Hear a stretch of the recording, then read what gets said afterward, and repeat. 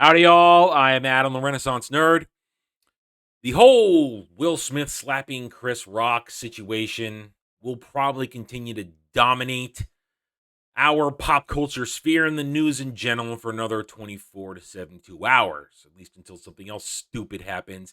And the small attention span of the world will shift to that new topic.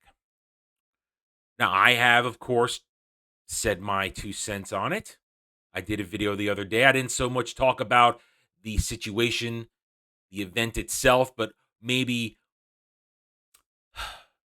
the zeitgeist connected to it. The zeitgeist being the sickness, the cancer that is social media and people's obsession with it. People's obsession with putting their lives on display for everybody and then having outrageous reactions when people mock them for it, talk about it, when people criticize for whatever you've been showing the world willingly. Social media is a problem, and I am not completely oblivious to the fact that I am using social media to make this video, but I'm using social media in what I see as the intended use to report on a situation, to give a take, to help my business. This is part of my business. I see this as the marketing branch of the small business I want to create for myself. I'm not here to dig into people's private lives and this and that. I'm not here to really display my own private life. But, as I said, social media, it's a problem. It's part of the problem. And when it turns on those who have used it, I simply must laugh and call out the hypocrisy of it all. Point being, Jim Carrey, who generally goes with a lot of the woke, crazy stuff, especially the leftist stuff, especially choosing one ideology over another. He had actual common sense take on the whole Will Smith, Chris Rock situation. He called out the assault of a comedian on stage, how Hollywood is spineless for backing this assault, because once upon a time, Jim Carrey was a stand-up comedian. He was funny once upon a time on the stage. I remember when I was in 8th grade, I watched his stand-up on Showtime that got aired before he became Ace Ventura, Pet Detective, and took the comedy movie scene by storm after that.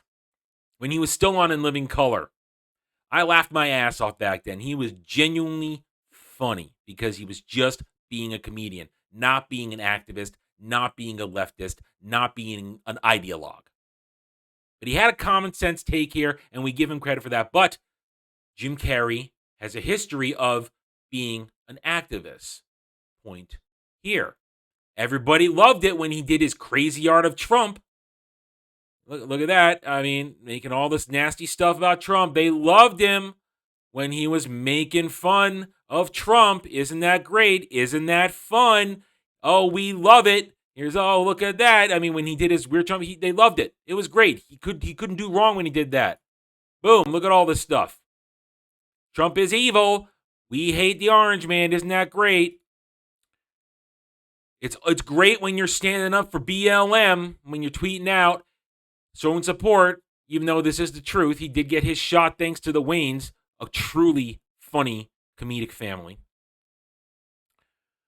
But when you break with the current narrative of Hollywood must support Will Smith, we must stand up for him to protect the charade of his life, well, the cancel culture mob is going to come after you, Jim. Social media tries to cancel Jim Carrey with decades-old video after he dares to speak out against Hollywood. You can't talk out against the machine. Just like with J.K. Rowling, if you step out of line on a single issue, no matter how many times you back them up with their favorite straw men, they will come after. They will dig into your history, and they will find something to try and destroy you with, because you stepped out of line. You showed a modicum of free thought. You disconnected from the hive mind download for 1 nanosecond. You didn't get the feed, and now you are a heretic. You are a heretic to be chastened and attacked.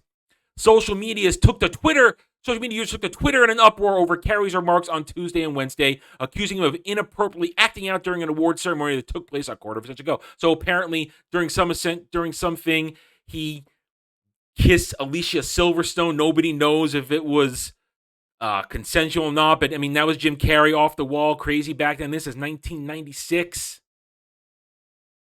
This is him. That was what he did back then, out of nowhere stuff. But of course, they're going to dig up that one thing you did that seems sort of out of line, that may or may not have been a shtick.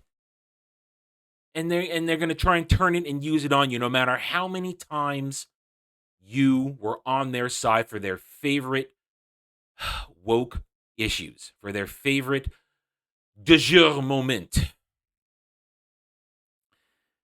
Woke leftist ideologues, SJWs, identitarians, virtue signalers. There's no pleasing them. Never bend the knee. Never side with them. You can pretend to be an ally all you want. They will always turn on you, or they will sick their mob on you if you break from the narrative of the moment. And the narrative of the moment is Will Smith did nothing wrong in Hollywood and in leftist circles. Will Smith did nothing wrong. That's what they say. And if you break from that narrative, you are apostate. You are a heretic. You must be taken down. Now, Jim Carrey has FU money to last a lifetime. He doesn't need to work again. He's about to be in he's about to be featured in what is going to be a massively successful movie with Sonic 2, because fans are anxious to see a product that is being faithful to their favorite franchise that they enjoy.